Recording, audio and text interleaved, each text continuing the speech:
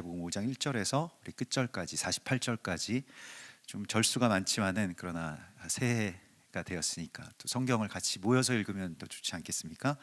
그래서 제가 한 절, 여러분들께서 한 절 그렇게 교독하시겠습니다. 예수께서 무리를 보시고 산에 올라가 앉으시니 제자들이 나아온지라. 심령이 가난한 자는 복이 있나니 천국이 그들의 것이미요. 온유한 자는 복이 있나니 그들이 땅을 기업으로 받을 것이미요. 긍휼히 여기는 자는 복이 있나니 그들이 긍휼히 여김을 받을 것이미요. 화평하게 하는 자는 복이 있나니 그들이 하나님의 아들이라 일컬음을 받을 것이미요.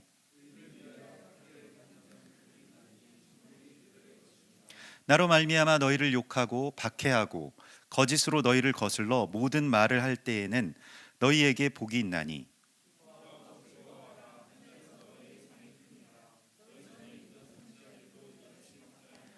너희는 세상의 소금이니 소금이 그 맛을 잃으면 무엇으로 짜게 하리요. 후에는 아무 쓸데 없어 다만 밖에 버려져 사람에게 밟힐 뿐이니라. 사람이 등불을 켜서 말 아래에 두지 아니하고 등경 위에 두나니 이러므로 집안 모든 사람에게 비치느니라.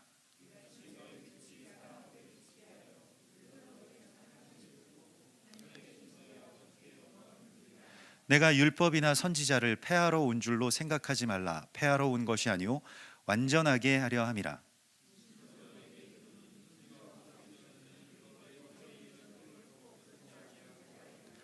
그러므로 누구든지 이 계명 중에 지극히 작은 것 하나라도 버리고 또 그같이 사람을 가르치는 자는 천국에서 지극히 작다 일컬음을 받을 것이요 누구든지 이를 행하며 가르치는 자는 천국에서 크다 일컬음을 받으리라.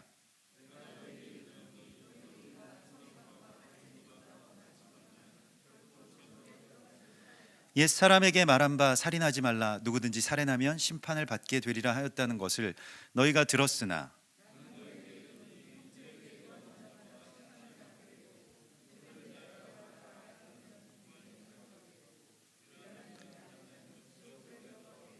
그러므로 예물을 제단에 드리려다가 거기서 내 형제에게 원망 들을 만한 일이 있는 것이 생각나거든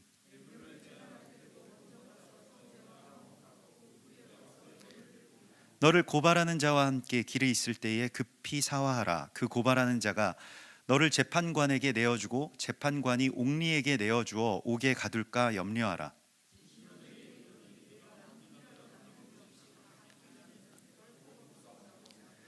또 간음하지 말라 하였다는 것을 너희가 들었으나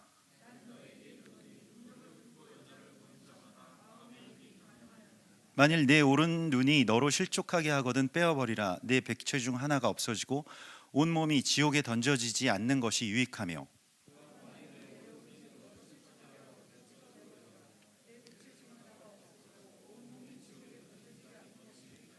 또 일러스되 누구든지 아내를 버리려거든 이혼 증서를 줄 것이라 하였으나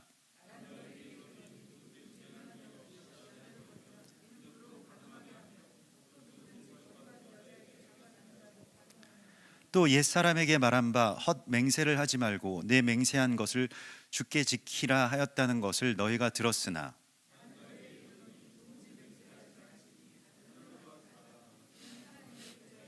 땅으로도 하지 말라. 이는 하나님의 발등상임이요 예루살렘으로도 하지 말라. 이는 큰 임금의 성임이요 오직 너희 말은 옳다 옳다 아니라 아니라 하라. 이에서 지나는 것은 악으로부터 나느니라. 나는 너희에게 이르노니 악한 자를 대적하지 말라. 누구든지 내 오른편 뺨을 치거든 왼편도 돌려대며 또 누구든지 너로 억지로 오리를 가게 하거든 그 사람과 심리를 동행하고 또 내 이웃을 사랑하고 내 원수를 미워하라 하였다는 것을 너희가 들었으나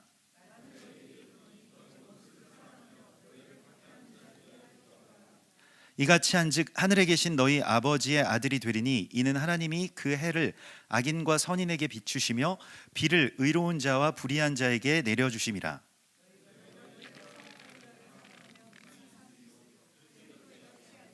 또 너희가 너희 형제에게만 무난하면 남보다 더하는 것이 무엇이냐? 이방인들도 이같이 아니하느냐? 다 함께 그러므로 하늘에 계신 너희 아버지의 온전하심과 같이 너희도 온전하라. 아멘. 예, 우리가 새해가 되었습니다. 그래서 이 음력설에 대부분의 가정에서는 뭐 이제 세배도 하시고요. 새해 복 많이 받으시라고 하는 어떤 그런 인사도 하시고, 또 여러 가지 그 복된 덕담들도 어르신들이 이렇게 해주시고, 뭐 그러한 어떤 새해 풍경이 있으실 것입니다. 예, 여러분들도 새해 복 많이 받으시기를 바랍니다. 우리 옆에 계신 분들에게 다시 한번 축복하겠습니다. 새해 복 많이 받으십시오. 이렇게 축복하겠습니다.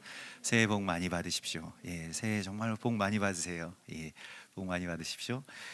예, 복이라고 하는 것에 대해서 우리가 뭐 막연하게 이렇게 생각해 왔던 것을 예수님께서는 오늘 이 팔복이라고 하는, 또 뭐 거기에서 더 나아가서 이 복이라고 하는 것을 우리에게 다시 한번 새롭게 말씀을 하십니다. 복을 우리가 많이 받아야 되겠는데 어떤 것이 복이라고 하는 것인지를 우리에게 다시 재정의해 주시는 것이 바로 오늘 이 말씀이라고 할 수가 있겠습니다. 그래서 먼저는 하나님께서 우리에게 이렇게 복을 주시는 것이 뭐가 우리가 복된 삶이냐? 보통 일반적으로는 뭐 그냥 복 많이 받는다는 것이 돈 많이 벌고 뭐 좀 무탈하고 또 무병 뭐 장수하고 뭐 이런 것들을 이제 돈을 많이 번다라고 그런 것을 비롯해서 여러 가지 것들을 이제 우리가 복이라고 생각을 하죠. 또 뭐 이런저런 것들, 내가 뭐 먹을 복이 많다, 뭐 이런 분들도 계시고요. 또 뭐 무슨 뭐 다른 여러 가지 뭐 자식 복이 많다, 무슨 복이 많다, 무슨 복이 많다, 여러 가지 복의 종류들이 있을 것입니다. 그런데 오늘 주님께서는 우리에게 복이라고 하는 것이 과연 무엇인가라고 하는 것을 다시 한번 새롭게 처음부터 다시 정의해 주시기를 원하십니다. 그래서 먼저는 예수께서 무리를 보시고 산에 올라가 앉으셨다라고 말씀을 하시고 있습니다. 이 무리라고 하는 것은요, 그 헬라 말로도 오클로스라고 해서 이것은 그 다른 말로는 오합지졸들이라는 뜻입니다. 그래서 우리가 기드온의 그 용사들을 이렇게 그 추려내는 그런 과정들처럼요, 오합지졸들, 그냥 예수님께 자기가 원하는 복을 구하는 자들을 오클로스라고 이야기를 하고, 이런 사람들은 제자가 될 수 없습니다. 자기 기준의 복을 예수님께 계속 달라고 하니까요. 예수님 그걸 주러 오신 것이 아니거든요. 근데 계속 그냥 우리들이 일반적으로 생각하는 그런 복들 있지 않습니까? 뭐 돈이나 뭐 여러 가지 다른 것들을 계속해서 달라고 하는 그런 자들, 그런 것들이 혹시 있을까 해서 예수님께 온 사람들이 무리들이었어요. 뭐 병도 고치고 또 뭐 광야에서 5천 명도 먹이시고 뭐 이러니까 능력이 있고 뭔가 대단한 일들이 일어나는 것 같고 했지만, 실제로는 이런 사람들을 통해서 그 예수님께서는 이 어떤 제자의 삶이라고 하는 것을 이렇게 그 온전하게 발견하실 수가 없었습니다. 그래서 이 사람들에게는 복을 주실 수가 없었고요. 복이라고 하는 것이 이제 제자들을 그래서 부르시기 위해서 산에 올라가셨다라고 되어 있습니다. 그러면 제자들은 어떤 사람이냐? 제자들은 산에 올라가는 사람들입니다. 그래서 보통 뭐 제자들이 배운다라고 할 때 우리가 다라쉬라고 하는데, 다라쉬는 열심히 쫓아간다는 뜻입니다. 열심히 정말로 문지방이 달 때까지 계속해서 그 찾아가는 사람을 말하고요. 이 사람들을 제자라고 하고, 보통 일반적으로 그냥 어떤 그 지식만 이 전해 듣는 것이 아니라 그 삶 전체를 다 따라가는 것을 이제 제자라고 합니다. 그래서 엘리사가 엘리야의 제자가 됐을 때 어떻게 했다고 나오냐면, 그 열왕기하에 보면 수종 들었더라 이렇게 되어 있습니다. 그래서 같이 살고 또 같이 찾아가고 이러한 것이죠. 그래서 제자라고 하는 것이 바로 그러한 가르침을 받기 위해서, 계속 가르침을 받기 위해서 중요한 것은 내 뭐 머리가 중요하고 뭐 이렇게 그 무슨 뭐 다른 어떤 공부가 중요하고 이런 것보다는 계속 따라다니는 것입니다. 산에 올라가셨는데 그 산에까지 올라온 사람들을 제자라고 했다는 거예요. 산에 오르기를 좋아하시는 분들도 계시겠습니다만은, 많은 분들이 그냥 산을 이렇게 보는 것만 이렇게 하시지 막 뭐 올라가는 거를 이렇게 그 취미로 하시는 분들 외에는 그렇게 좋아하시지 않을지도 모릅니다. 제가 우리가 이게 여기 석성산 기슭에 지금 교회가 그 이사를 오지 않았습니까? 그때 왔을 때 처음 우리 교회에서 이렇게 그 1박 2일 수련회 하고 막 밤 늦게까지 뭐 잘 못 주무시고, 근데 다음 날 우리가 아침에 일어나자마자 산에 한번 올라가 봅시다. 그래가지고 산에 같이 올라갔거든요. 석성산 여기 뭐 그래서 되게 쉽게 그냥 슬리퍼만 신고도 올라가실 수 있습니다. 제가 이렇게 해가지고 같이 다 올라갔는데 막 올라가시면서 막 다치시고 뭐 또 뭐 탈진하시고 막 토하시고 막 그래가지고 수련회가 끝나고 이제 막 겨우겨우 어떻게 왔는지 모르겠어요. 왔는데 막 다들 이렇게 막 누워 계시고 정말로 심각한 상황이 펼쳐진 적이 있습니다. 그래서 석성산이 꽤 만만치 않은 산이구나. 뭐 산이 꼭 험해서라기보다는 그때 많은 것들을 깨달았습니다. 그 전에 제가 답사한다고 우리 아이들이랑 같이 정말 슬리퍼 신고 올라갔었거든요. 그때는 그렇게 힘든지 몰랐었는데 같이 이렇게 오르면서 뭐 체력적으로도 다 뭐 차이가 있으시겠습니다만은 아이들도 올라가는데 왜 뭐 어른들은 왜 못 올라갈까 이렇게 제가 그때 생각했었는데 아이들이 그 보통 체력이 어마어마하더라고요. 그때 처음 알았습니다. 그래서 뭐 올림픽 나가는 그 선수촌에 있는 선수들 못지않은 체력들을 아이들이 갖고 있다고 그러죠. 그래서 어른들이 힘든 건데요. 하여튼 산에 올라간다라고 하는 것은 그 땅이 끌어들이는 힘을 이제 그때야 비로소 우리가 알게 되는 순간입니다. 이게 산에 오른다라고 하는 것이요. 그 레위기의 마지막 토라 포션의 제목이 베하르인데 뭐 베하르 베후코타이 이거 두 가지가 이제 레위기의 마지막 토라 포션 제목인데 베하르라고 하는 것이 산에서 말씀하셨다는 뜻이거든요. 근데 산이라고 하는 것은 땅과 하늘의 어떤 그런 그 중간에 있는 것이죠. 그런데 땅에서 얼마간 떠난 곳입니다. 그래서 예수께서도 말씀하신 것이 너희가 마지막 때가 되면 산으로 도망하라고 말씀하시거든요. 이것은 땅이 끌어당기는 힘을 우리가 그냥 이 세상 가운데서 살 때는 잘 모릅니다. 근데 주님께로 조금만 가까이 가려고 하면 그때부터 느껴지는 거예요. 그때부터 그 중력이라고 하는 것이 어마어마한 힘으로 우리를 끌고 있고 굉장히 압도적으로 우리를 끌고 있구나 라고 하는 것을 그제서야 비로소 깨닫게 되는 것입니다. 그래서 얼마간 땅에서 떨어지는 것, 그게 산에 오른다라고 하는 것이고요. 세상이 끌어당기는 그 힘을 반대로 역류해서 하나님께로 조금 더 올라가려고 하는 자들을 제자들이라고 부르는 것입니다. 이들에게 복이 열리게 됩니다. 그래서 거기에서는 세상이 희미하게 보이고요. 이 세상을 본받지 않고 하나님의 뜻이 무엇인지를 조금 더 가까이서 듣고 배우려고 하는 것, 그게 바로 이 산에 올라가신 예수와를 따르는 제자들의 모습입니다. 그래서 우리도 이제 새해가 되었는데 주님께서 주님의 산으로 올라오라고 말씀을 하십니다.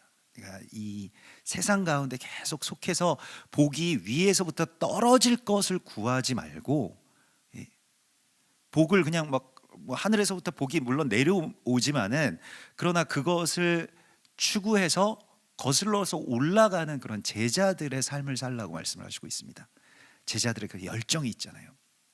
무리들은 올라갈 수가 없는 거예요. 그래서 올라간다라고 하는 것이 이제 뭐 알리야, 뭐 알라, 뭐 이렇게 돼서 올라간다라고 하는 것이죠. 우리가 토라 포션을 그 뭐 파르샤라고 해서 나뉘어졌다라고 이렇게 부르기도 하고요. 또한 알리야라고 그래서 첫 번째 알리야, 두 번째 알리야, 세 번째 알리야 이렇게 해서 올라간다라고도 이야기를 합니다. 그래서 말씀을 따라서 말씀을 찾아서 우리가 올라가는 것입니다. 뭐 산에서 뭐 산삼 캐는 것과 같이요. 올라가는 것이죠. 올라가서 주님의 그 복을 우리가 캐내는 자가 되라고 말씀을 하시고 있습니다.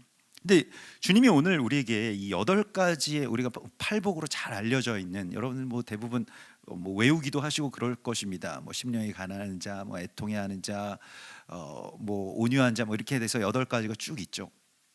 그래서 그런데 이 8가지의 복의 하나하나를 우리가 좀 나누어서 보기도 했지만요.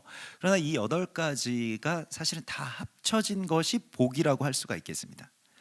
그 이제 이 나눌 수도 있고 또 합칠 수도 있는데, 이게 합치는 것이 주로 이제 좀 히브리적으로, 그러니까 복이라고 하는 큰 주머니에 이 8가지의 복을 다 한데 담아 놓았기 때문에 사실 이것이 뭐 딱 이렇게 하나하나씩 짝짝 분류돼서 정리되고 이런 것들이 이제 좀 이를테면 헬라적인 그런 공부 방법이라고 한다면, 히브리적인 것은 이 8가지를 같이 합치는 것입니다. 같이 이렇게 조화롭게 묶고 그 연결을 우리가 또한 찾는 것이죠.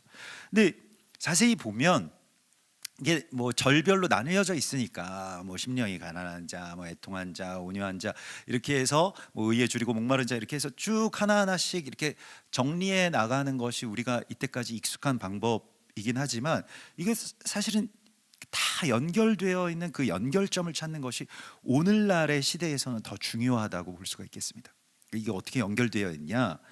사실 이렇게 자세히 보면요, 이게 뭐 지금 이제 AI의 시대가 막 열리고 있는 그러한 때에 우리가 와 있습니다만, 어떤 일이 생길지는 모르겠습니다만은, 사실은 그 컴퓨터나 뭐 AI가 잘 못하는 게 바로 이런 지점들이죠. 이런 것이 사실 다 다른 것을 구별하는 것은 뭐 쉽게 할 수 있지만, 이거 같이 통으로 엮어서 이것을 뭐 고양이다 혹은 강아지다, 뭐 이렇게 우리는 그냥 딱 보면 이건 강아지구나, 이건 고양이구나 이렇게 아는데, 그걸 잘 구별하지 못하다가 최근에는 이제 구별하기 시작했죠. 그렇지만은 그러한 모든 것에 대해서 오늘 팔복에 있어서도 심령이 가난한 자의 모습이라고 하는 것, 또 복된 자라고 하는 것이 이 8가지의 복이 어떻게 서로 연결되고 조화롭게 그 안에 담겨져 있는가라고 하는 것입니다.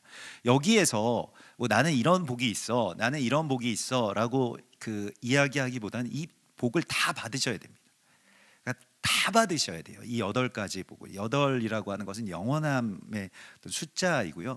이 복을 여러분들이 다 구하시고, 이 복이 또 서로 연결되어 있는 것입니다. 그러니까 뭐가 하나만 좋다라고 볼 수가 없고요. 물론 거기에는 조금 뭐 더 강한 부분도 있겠고 더 약한 부분도 있겠습니다만은, 이 모든 것이 서로 다 연결되어 있다고 할 수가 있겠습니다.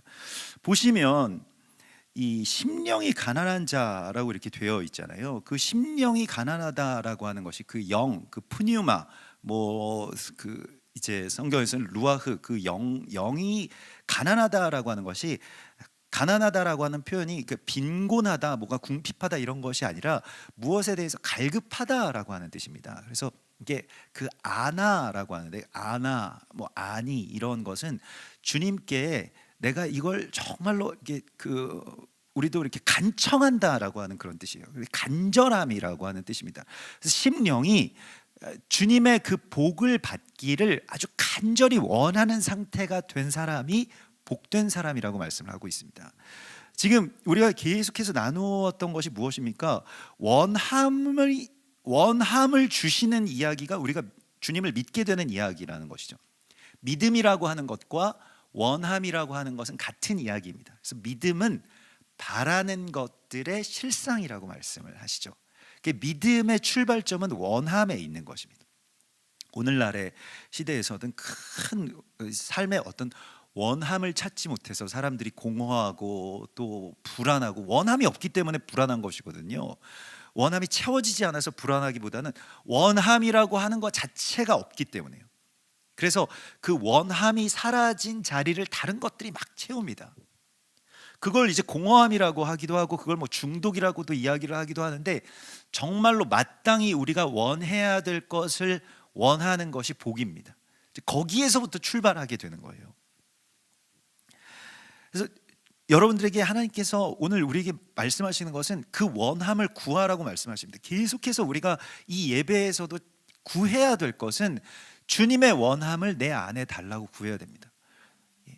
이게 토라의 가장 중앙에 있는 배가 원하는 대로 살지 말고, 배로 밀어다니는 것을 너희 안에 채우지 말고, 배로 밀어다니는 것은 무엇이면 욕망이 계속 원하는 대로 뭐 돈 달라, 뭐 달라, 뭐가 없다, 뭐가 그런 삶이죠. 그 정말 박복한 삶인데 진짜로 복된 삶의 첫 출발점은 주님의 원함이 내 안에 들어오는 것입니다. 그래서 오늘 여기에서도 보면요, 그 원함에 모든 복이 다 딸려 들어오는 것을 보게 됩니다. 의에 줄이고 목마른 자, 또 애통해하는 자, 화평한 자, 화평하게 하는 자, 마음이 청결한 자, 긍휼히 여긴 자, 온유한 자, 다 우리가 무엇을 원해야 되는지를 주님께서 보여주시고 있는 것입니다. 그러니까 복이 무엇인지를 알아야 그 복을 원할 수 있지 않겠어요? 그런데 그 복이라고 하는 것이 무엇이냐라고 할 때 주님의 원함으로 가득 찬 자를 말합니다. 그래서 지금 하나님께 주님의 그 간절한 원함을 채워달라고 우리가 구할 때에 그것이 참된 복입니다. 그래서 주님께 여러분들이 이 새해에 여러분들 원함을 일단 내려놓고요. 그래서 그 뒤에 나오는 것이 무엇입니까? 온유한 자가 복이 있나니. 이 둘이 서로 이렇게 보완적인 것인데요. 온유하다라고 하는 것은 그 안에 여기서도 아나브라고 하는 말을 씁니다. 그래서 이게 그 히브리 말로 가난하다라고 하는 말과 온유하다라고 하는 말이 사실은 같아요. 같은 단어를 씁니다. 그러니까 사실 이거 다 같은 복입니다. 이게 무슨 복이 시편 37편 11절의 말씀을 예수께서 오늘 인용하신 것이거든요. 그러나 온유한 자들은 땅을 차지하며 풍성한 화평으로 즐거워하리로다. 그럼 온유한 자들은 뭐 하는 자들이냐? 뭘 굉장히 구하는 자들인데 무엇을 구하는 자들이냐?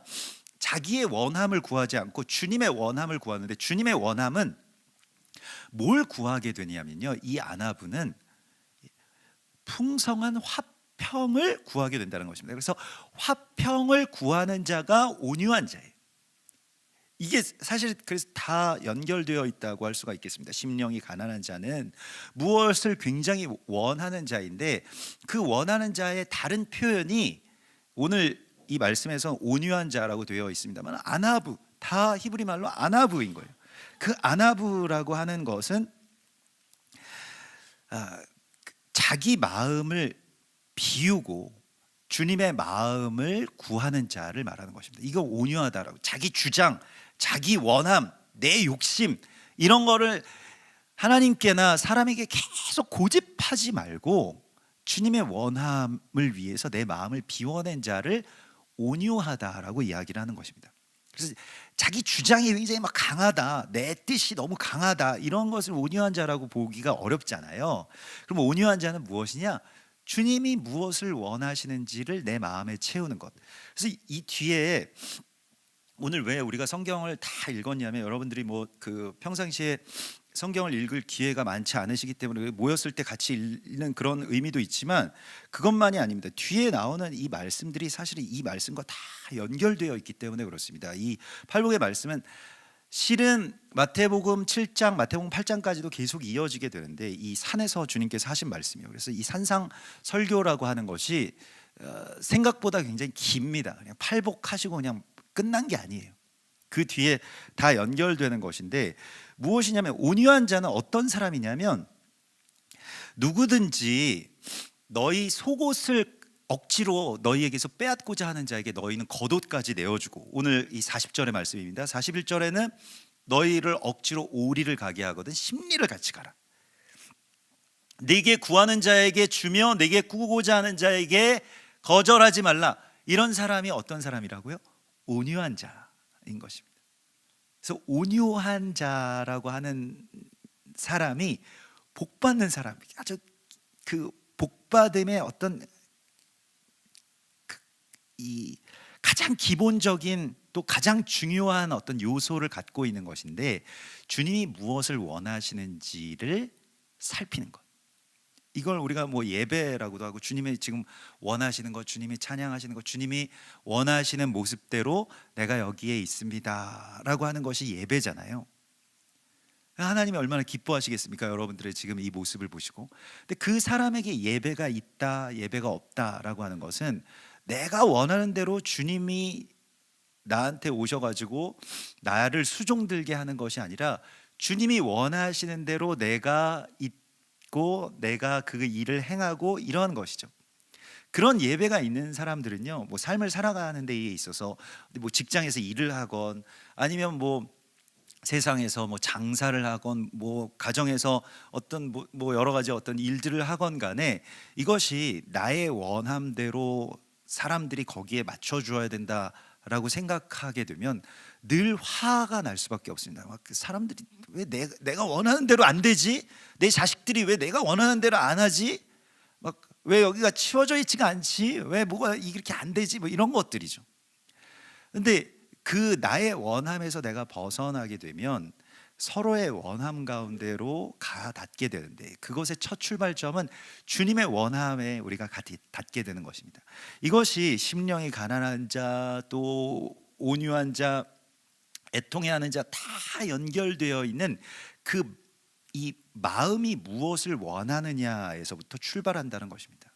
그래서 주님이 원하는 것에서부터 우리의 삶을 다시 재정렬시키는 거예요. 이것이 복된 삶입니다. 주님은 뭘 원하시나요? 라고 하는 것을 우리가 묻고 구하는 것을 예배라고 하고요. 이것이 있는 사람들은 사람들과의 관계나 아니면 자기의 어떤 이 직업에서의 어떤 실적이나 무슨 뭐 여러 가지 어떤 성공이나 이런 것들과 다 관련되어 있는 열쇠가 여기에 있습니다. 자기 입장에서 이거 왜 맛있는데 이 사람 왜 맛없다고 하지? 그렇게 되면 뭐 우리가 음식점에 뭐 식당을 하더라도 내가 맛있는데 이 사람들이 맛없다라고 하는 게 문제다 이렇게 생각하면 그 식당은 망할 겁니다. 근데 사람들이 뭘 맛있어 할까? 사람들이 지금 어떤 마음으로 이곳에 와서 앉았을까? 어떤 마음으로 이 음식을 주문했을까? 이런 것들을 아는 사람들이 복을 받게 되죠. 식당도 아마 성공할 것입니다. 그렇게 되면. 뭐 선생님이 무엇을 원하실까? 선생님은 우리에게 지금 무엇을 가르쳐 주기를 원하시고 꼭 내가 학생들이 알았으면 하는 것이 무엇이라고 생각하실까라고 하는 것을 생각할 수 있는 사람이 공부를 잘하겠죠. 학생들이 상대방의 마음에 가 닿을 수 있는 그 마음이에요. 그것을 온유함이라고 표현하는 것입니다. 아나부. 무엇을 구하는 것인가요? 자기 마음의 주장을 구하지 않고 상대방의 마음, 주님의 마음에 내가 가 닿기를 원합니다라고 하는 것이 이미 그러한 관계가 열려 있는 사람들이 서로의 관계에서 좀 좋다는 거예요. 자기만 막 주장하고 나만 불쌍하고 내가 원하는 게 다 맞고 그르고의 문제가 아닙니다. 이것은 자기 자신에게서 그 자신의 그 중심됨을 비워냈느냐 안 냈느냐의 차이입니다. 복된 사람들은 여기서 떠날 수 있는 사람들이에요. 그래서 우리가 이 원유면이 복되다라고 하는 것이 우주가 우리 중심으로 돌아가고 우리 교회, 내 가정, 나 여기서 떠나는 거 아닙니까? 우리가 이방인이구나. 그래서 이스라엘이 하나님의 원 가지고 뿌리구나라고 하는 것이 우리가 막 열등하다 이런 것이 아니라 그들을 우리가 세워야 되겠구나. 우리 이방인으로서 내가 들러리로서 신랑보다 더 기뻐하는 그 들러리로서 서야 되겠구나. 이게 교회의 회복 아닙니까? 세례 요한이 고백한 바로 그 온유한 마음이 거기에 있는 거예요. 막 내가 중심이 돼야지 너희가 중심이면 어떡하냐.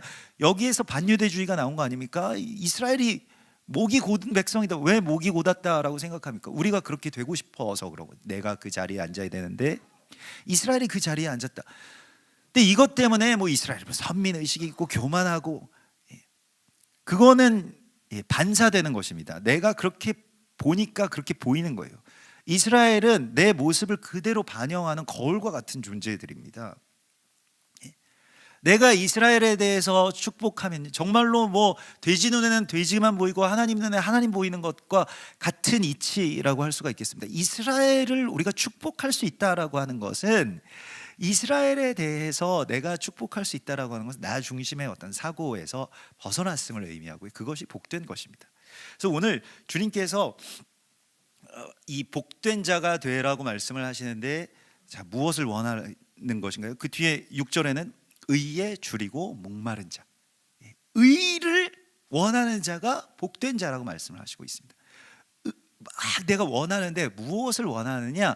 이 의라고 하는 것을 이렇게 짜디크라고 하는데, 짜디크는 그냥 뭐 우리가 그 사회에서 뭐 의란 무엇인가, 정의란 무엇인가 막 이렇게 두꺼운 책도 있고, 여러분들 뭐 이렇게 그 책꽂이에도 한 권씩 꽂혀 있으실지도 모르겠습니다. 다 읽으신 분은 없으리라고 제가 믿는데,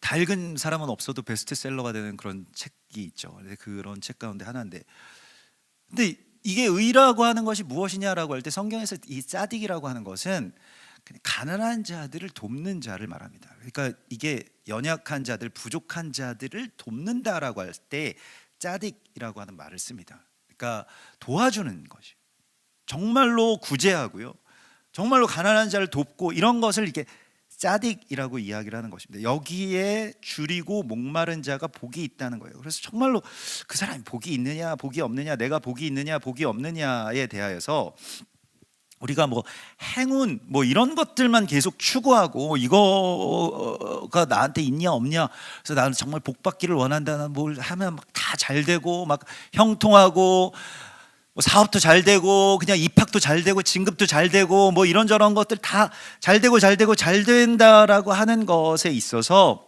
하나님은 오늘 우리에게 무엇에 대하여서 원하는 자가 되라고 말씀하시냐면, 의에 줄이고 목마른 자, 그런 사람이 정말 복되다는 거예요. 그래서 어떻게 하면 더 도울 수 있을까? 어떻게 하면 더 나눌 수 있을까라고 하는 것에 대하여서요. 여러분, 이 복을 복으로 받아들이실 수 있어야 됩니다. 정말 복된 분들은 이걸 받을 거거든요. 내가 정말 이 복을 받기를 원합니다라고 하는 것이에요. 내가 의에 줄이고 목마른 복을 얻기를 원합니다라고 하는 것이에요. 더 돕고, 더 좀 뭔가 불완전한 사람들이 있으면 더 어떻게든 그들을 돕기 위해서 내가 애를 쓰는 자.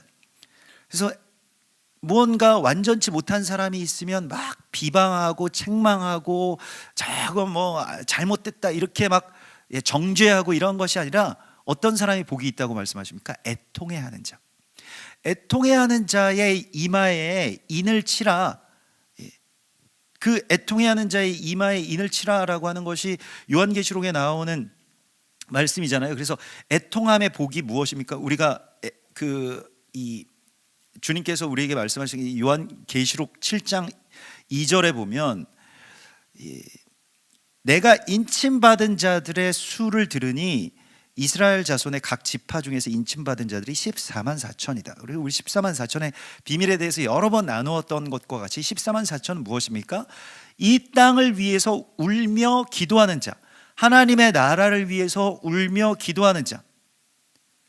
그래서 그 인침받은 자들의 수, 그것에 대하여서 우리가 뭐 에스겔서에서도, 에스겔서 9장 4절에서도 나누었던 것과 같이, 이 땅의 모든 가증한 일로 말미암아서 탄식하며 우는 자의 이마에 표를 그리라.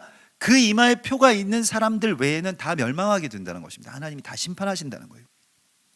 마지막 때에 이게 그 신천지가 진짜 못된 것이 무엇입니까?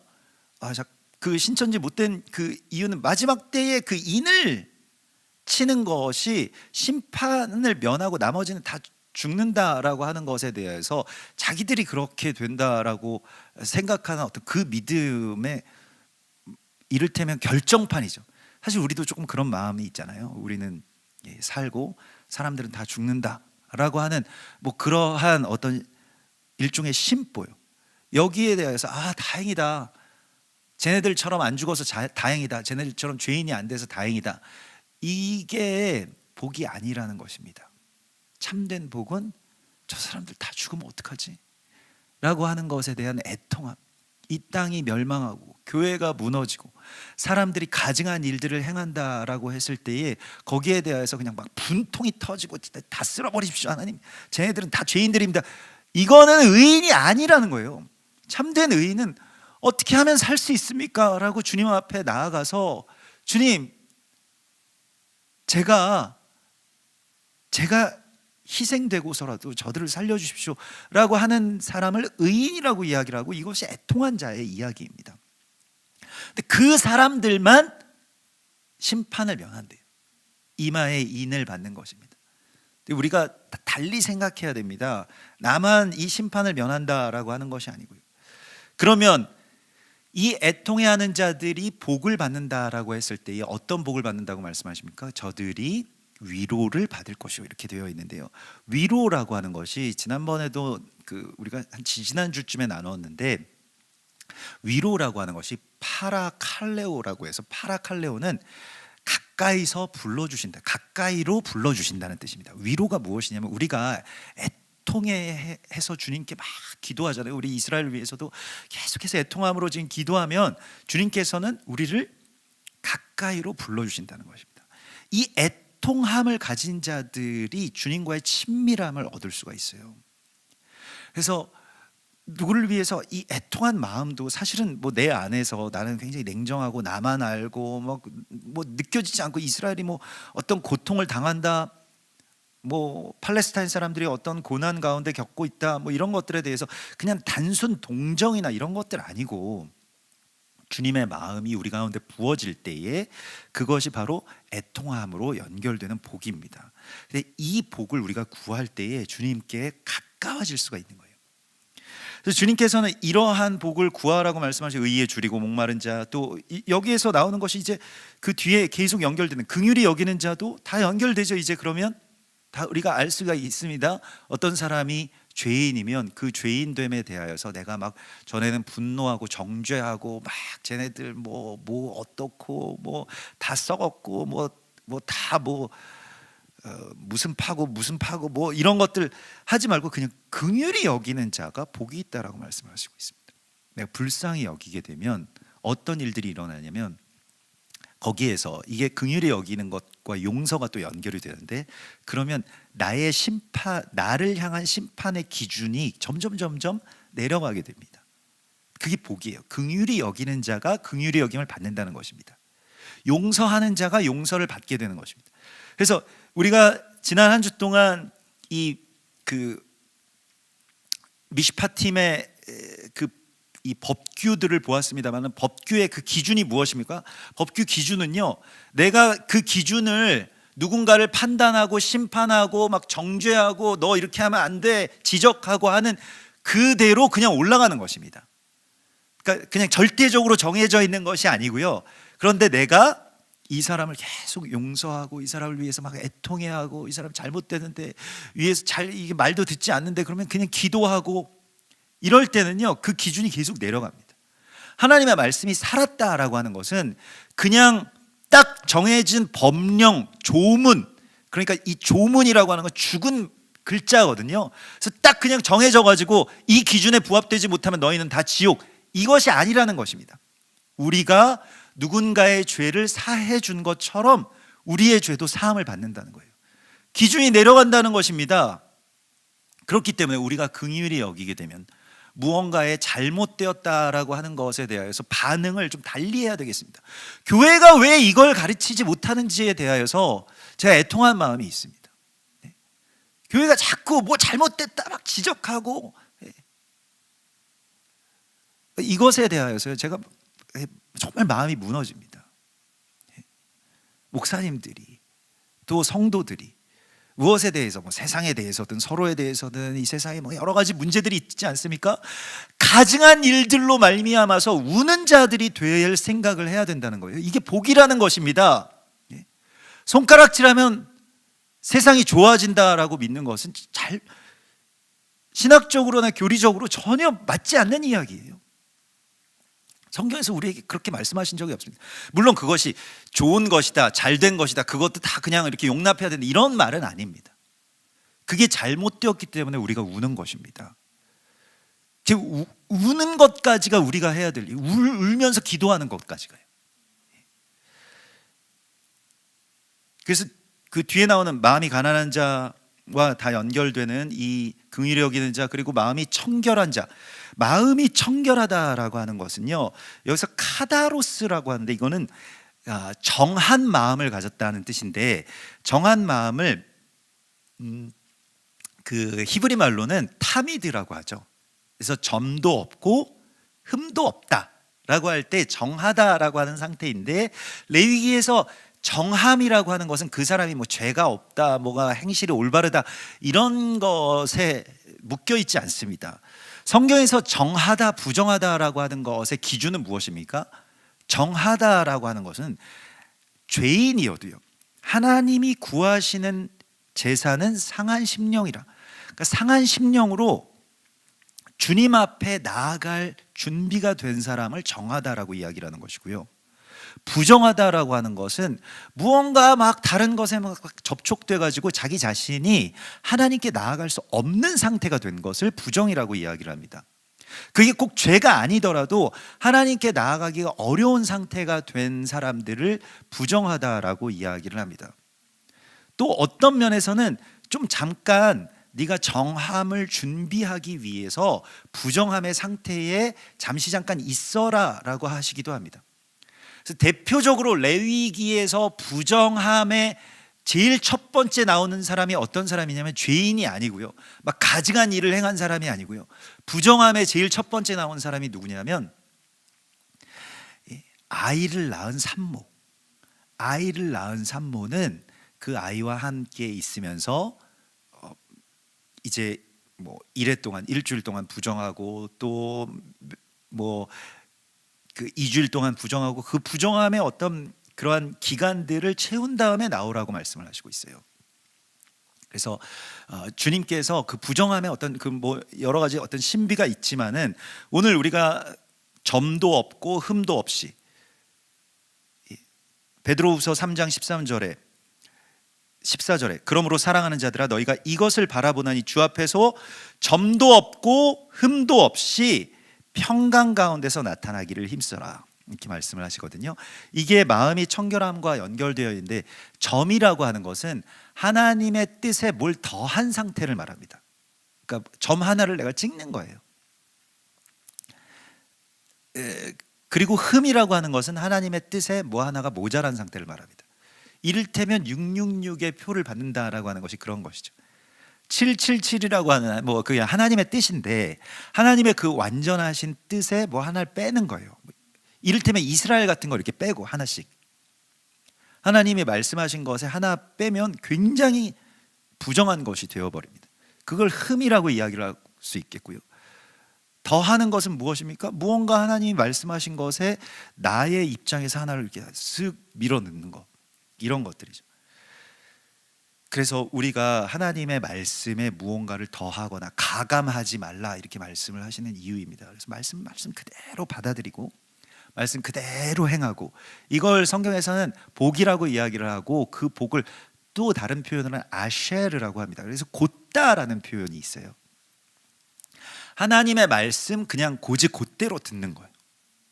나는 여기서 내가 거기서 하나씩 조금 뭐 더하거나 하나 빼거나 내가 생각해보고 이런 것이 아니고, 점도 없고 흠도 없다, 마음이 청결하다라고 하는 상태가 완전함인데, 그 완전함은 하나님이 말씀하신 것을 그냥 그대로 행하는 것, 이게 평안입니다.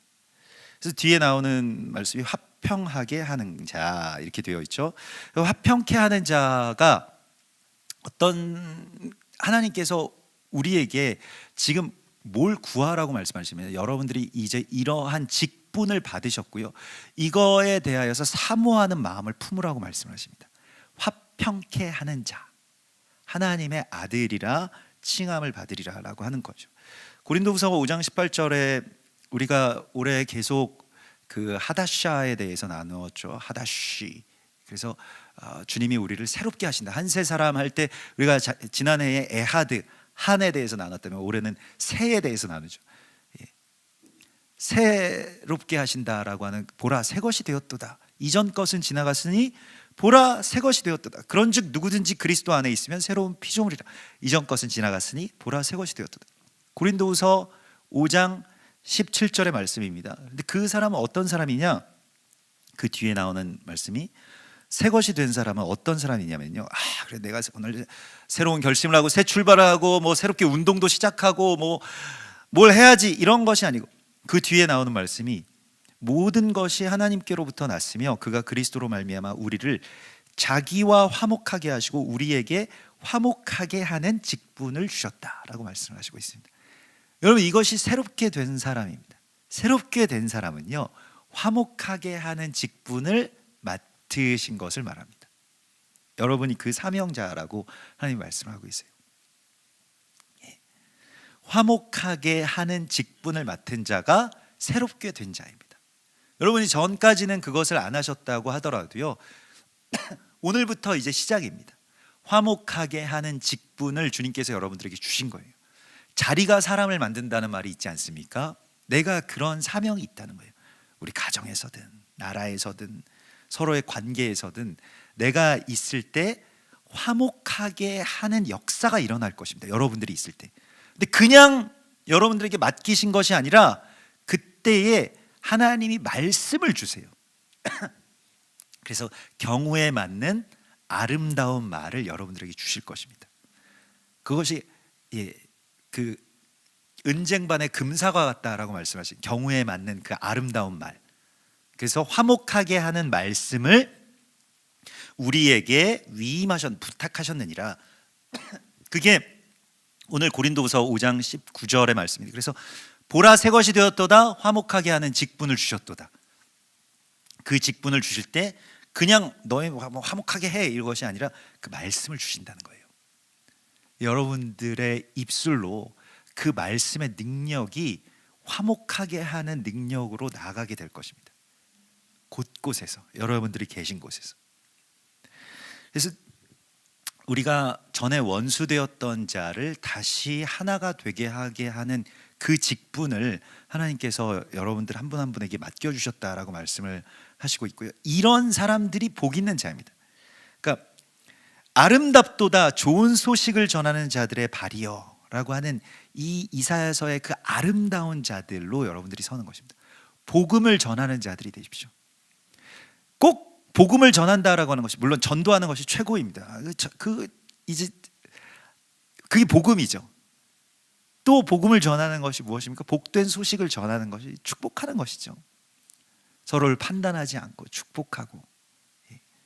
사람들은요, 다 그런 건 아닐지 모르겠습니다만은 그냥 서로 앞에 이렇게 설 때 막연한 불안감 같은 게 있어요. 그러니까 우리가 설에도 이렇게 명절 때 친척들을 만나면 다 반갑고 뭐 좋고 하지만, 그러나 모든 사람들이 사람들과 마주할 때 마치 심판대 앞에 서는 것과 같습니다. 우리가 본능적으로 느끼죠. 왜냐하면 사람이 사람 판단하고 저 사람 나를 어떻게 생각할까, 이런 걸 생각하는 것이 마치 심판대 앞에 서는 것과 같은 거예요. 그래서 명절이 늘 즐거워야 되고 감사해야 되고 하나 돼서 기뻐야 되지만 또 그렇지 않은 이유가 바로 여기에 있습니다. 화평하게 하는 자가 된다라고 하는 것은 바로 그 심판대에서 내려온 자를 말합니다. 그래서 주님의 마음을 그대로 전하는 거예요. 당신을 향하신 주님의 마음. 꼭 그것을 여기 앉아봐, 성경에 뭐 1절에 이런 말씀 나오고 2절에 이런 말씀 나오지, 이렇게 가르치는 것 말고요, 그냥 주님의 마음을 우리가 구할 때, 저 사람을 향하신 주님의 마음을 구할 때 마음이 어떻습니까? 흐뭇해지는 겁니다. 그걸 많이 느끼거든요. 제가 저희 아들들을 보면 그냥 제 기준에서는 왜 그러냐 너, 왜 지금 이 시간에 일어나가지고 너 뭐 하냐, 뭐 머리는 왜 그 모양이냐, 뭐는 뭐 어떠냐, 뭐 여러 가지 것들을 이렇게 판단하고 싶은 마음이 들어올 수도 있는데, 여러분들도 아마 그런 비슷한 경험들이 있으실 겁니다. 객관적으로 보면 내가 지금 뭐라고 막 지적을 해야 되는데 딱 앞에 이렇게 섰는데 마음이 흐뭇한 거예요. 그리고 웃게 되고, 그리고 이 아이의 존귀함을 깨닫게 됩니다. 그럼 마음이 너무 흐뭇해지죠. 하나님이 이 아이를 향하신 어떤 마음들을 또 알게 되고요, 축복하게 되죠. 그러면 어떻게 될까요? 그 아이도 마음을 놓게 됩니다. 왜 아버지 앞에만 서면 맨날 지적당하고 너는 뭐 머리가 왜 그 모양이냐, 뭐 성적이 왜 그 모양이냐, 뭐가 왜 그 모양이냐, 이런 것들만 계속 듣는다면 관계가 어떻게 되겠습니까? 아마 파괴될 거예요. 주님과 우리와의 관계에 있어서 내가 그 예배가 회복됐을 때 주님이 나를 바라보시는 그 흐뭇한 마음이 회복되는 것이잖아요. 그럴 때에 그 마음이 나에게서 전해지는 것이 바로 화평하게 하는 자의 직분입니다. 그 복음이라고 할 수가 있는 거예요. 여러분, 복음을 전하십시오. 예? 복음이요. 여러분들의 표정을 통해서 주변의 사람 다 느끼게 됩니다. 그냥 숨만 쉬어도 사실 공기가 다르잖아요. 내 숨소리가 결정하거든요. 그래서 우리가 이런 복을, 화평하게 하는 자의 복을 주님께서 우리 가운데 주시겠다고 말씀하십니다. 이거 꼭 받으셔야 되지 않겠습니까? 어디 가나 사람들이 막 불안해하고 막 무서워하고 이러면 어떻게 되겠어요? 그렇게 어떻게 살아갑니까? 주변 사람들은 또 어떻게 살아갑니까? 안식의 사람이 되고 화평하게 하는 자가 되는 것이 우리의 사명이라고 주님 말씀을 하시고 있습니다. 이거 복이에요, 복.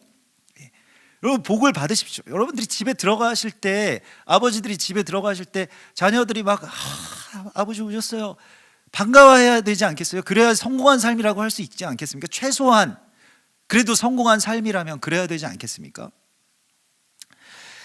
그래서 이 모든 것을 위하여서 결국에는 이제 이 팔복을 이 한 가지로 다 감싸신 것이 하나님의 나라가 그들의 것임이라라고 하는 것이, 심령이 가난한 자는 복이 있나니부터 시작해서 마지막 8번째 복이 무엇입니까? 의를 위하여 박해를 받는 자는 복이 있나니 천국이 저희의 것임이라. 같은 복이에요. 심령이 가난해진다는 것을 무엇을 원하는 것입니까? 하나님의 의가 이 땅 가운데 이루어지는 것. 그 의는 무엇입니까? 의가 이루어진다라고 하는 것이 무엇입니까? 여러분, 정의가 이루어진다라고 하는 것이 무엇입니까? 그걸 구하는 자가 복이 있다라고 말씀을 하시는데, 하나님의 나라가 그들의 것임이라고 말씀을 하시고 있습니다. 의를 위하여 박해를 이제 내가 받는 거예요. 내가 희생하고 대가를 지불하고요, 내가 헌신하고 내가 좀 고생하더라도 이 의가 이루어지기 위하여서 나 자신을 내어 드리는 것, 이것이 복이라고 말씀을 하시고 있습니다. 그래서 여러분, 오늘 여기에서 이제 그 복에 대하여서요, 이 마카리오스라고 해서, 이 마카리오스, 하늘에서부터 내려오는 이 복을 말하는데, 히브리 말로는 바라크를 이 복이라고 주로 이야기를 합니다. 뭐 복에 대한 몇 가지의 다른 단어도 있지만요. 하나님이 복을 이제 어떻게 주시는지를 우리가 보아내, 뭐가 복인지를 알았는데 복을 어떻게 주시는지를 우리가 이제 알아야 됩니다. 예. 복을 이제 이런 복을 그럼 어떻게 하면 받을 수 있을까라고 하는 것에 대해서 우리 뭐 구하면 받겠지만요. 근데 그 구하는 것을 어떤 식으로 구해야 되는지를 오늘 우리에게 마지막으로 말씀을 하시는데, 그 뒤에 나오는 이야기들이 쭉 그런 말씀들입니다. 무엇이냐면 요한계시록 1장 3절에서도요, 이 예언의 말씀을 듣는 자와 그 가운데 기록한 것을 지키는 자는 복이 있다라고. 그러니까 읽는 자와 듣는 자와 지키는 자는 복이 있나니 때가 가까움이라. 그래서 주님께서 우리 가운데 복을 주실 때 어떤 사람이 복이 있느냐, 이 말씀을 행하는 자가 복이 있다라고 말씀을 하시거든요. 근데 복을 하나님께서 그럼 복을 주실 때, 이 바라크라고 하는 복을 주실 때 히브리 말은 첫 번째로 누구에게 복을 주셨을까요? 창세기에 하나님이 복을 주시며 세상을 창조하시고 천지를 창조하시고 복을 주시며 이르시되 생육하고 번성하라, 땅에 충만하라, 이렇게 말씀을 하셨는데, 저는 당연히 누구에게 먼저 주었을 것이라고 생각했냐면 사람에게 주시지 않았을까? 복을 주신다라고 한다면 창조를 다 하셨지만 복을 주시는 것은 우리 인간에게 제일 먼저 복을 주시지 않았을까요? 생육하고 하나님이 이렇게 말씀하셨어요. 하나님이 그들에게 복을 주시며 하나님이 그들에게 이르시되 생육하고 번성하여 땅에 충만하라, 땅을 정복하라, 이렇게 말씀하신 것이 창세기 1장 28절의 말씀인데, 이것은 그럼 우리 사람에게 가장 먼저 주셨어야 될 말씀이라고 생각을 했거든요. 근데 의외로 물고기들에게 이걸 제일 먼저 주셨어요. 복을. 하나님이 큰 바다 짐승들과 물에 번성하여 움직이는 모든 생물을 창조하시고 그들에게 복을 주시며 이르시되 생육하고 번성하여 여러 바닷물에 충만하라. 그러면 이 첫 번째 놓쳤으니 두 번째 주실 줄 알았는데, 두 번째는 누구냐면 새들도 땅에 번성하라, 이렇게 말씀하셨습니다. 물고기부터 시작하시 복이. 왜 그럴까요? 이게 오늘 질문입니다. 여러분들에게 드리는, 왜 그럴 것 같습니까? 가족들이랑 한번 이렇게 서로 질문해 보시면 참 좋은데, 그냥 뭐 제가 그래서 항상 이 질문을 갖게 된다는 게 엄청난 복이기 때문에요. 그냥 이 질문만 딱 드리고 오늘 설교를 좀 마치고 싶은데, 그러면 또 좀 너무 불완전할 것 같아가지고, 이게 저의 묵상이고 제가 하나님께 구한 답 가운데, 주님 왜 많고 많은, 우리부터 복을 주셨어야지 왜 물고기부터 복을 주십니까? 그런데 사실은 이게 다 연결되어 있지 않습니까? 우리 153 볼펜 봐도 153마리 물고기, 너를 사람 낚는 어부가 되게 하리라 말씀하셨을 때 그 물고기는 다 무엇입니까? 나에게서부터 어떻게 보면 우리는 땅에서 지금 여기서 막 코로 호흡하고 이 아가미로 호흡하는 저 물에 사는 사람 제일 어찌 보면 멀 거예요. 심해에 사는 그 생물들이 제일 멀 겁니다. 근데 하나님은 복이라고 하는 것을 거기서부터 주셔서 우리에게까지 이제 전해지게 하셨어요. 그러니까 복은 나로부터 이렇게 흘러간다라고 우리가 생각을 해왔잖아요. 근데 그렇지가 않다는 것입니다. 이게 복의 역전인데, 복이 거기서부터 올라와야 된다는 것입니다. 그래서 이 보통 물고기라고 하는 것을 이 히브리인들은 저 물 건너 사람들, 그래서 이방인들로 많이 이야기를 합니다. 그래서 나그 이런 것들이 번성하다라고 하는 뜻도 있고 물고기가 많다라고 하는 만선과 연결되어 있는데, 그것은 다 이방인들과 관계가 되어 있습니다. 그래서 에브라임의 축복이라고 하는 것이 이제 이방인의 충만함과 연결되어 있다는 것이거든요. 그래서 저 이방 땅, 에브라임과 므낫세라고 하는 것은 원래는 이스라엘이 아닌데 이방 땅인데, 이방 나라 사람들이 주님의 백성이 된다는 그런 뜻입니다. 그렇기 때문에 복이라고 하는 것이 나로부터 시작돼서 세상 가운데로 흘러간다라고 우리가 그렇게 생각을 했잖아요. 복의 근원이 된다라고 생각을 했는데, 복의 근원됨이라고 하는 것은 사람들이 다 너를 축복하게 될 때 네가 복을 얻게 된다는 것입니다. 그게 열방의 충만함과 연결되어 있는 거예요. 물고기들부터 시작해서 새들도 복을 받고 다 완전해지고 충만해질 때 우리가 복을 얻게 된다는 것입니다. 그렇게 하나님이 복의 구조를 만들어 놓으셨어요. 나만 복 받고 나머지는 다 박복해지는 그런 관계를 만드시지 않고, 그들이 다 복을 받으면 내가 그 복의 최종적인 수혜자가 되게끔 해놓으셨다는 것입니다. 이게 복의 비밀입니다. 나로부터 시작되는 복이냐 아니면 저들로부터 시작되는 복이냐라고 하는 것에 있어서요. 이방인들이 다 충만해져야 153마리가 그물이 가득하게 되고 그물도 찢어지지 않아야 너희가 복을 받는다. 이것이 부활의 메시지인 것이고요, 복의 새로운 관점인 것입니다. 여러분, 이 복을 여러분들이 받으시고 또 이 복을 추구하시고 원하시는 주님의 복된 자들이 되시기를 주의 이름으로 축원합니다.